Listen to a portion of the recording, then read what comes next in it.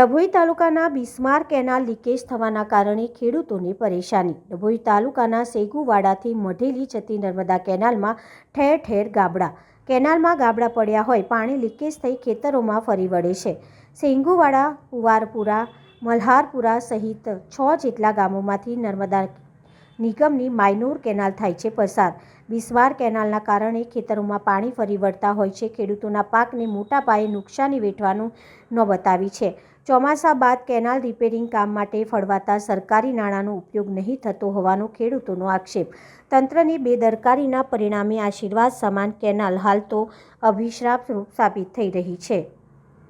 અમારે સેગુવાડા મઢેલી જે minor canal છે એમાં ઘણી જગ્યાએ ગાબડા પડી ગયા છે। તે ખાસ કરીને રિપેર કરવા માટે મહેરબાની કરશો એવી અમારી લગભગ 5 થી 6 ગામમાં આ પ્રોબ્લેમ છે। કયા ગામો છે? સેગુવાડા, મલ્હારપુરા, મઢેલી, કુંવરવાડા વગેરે।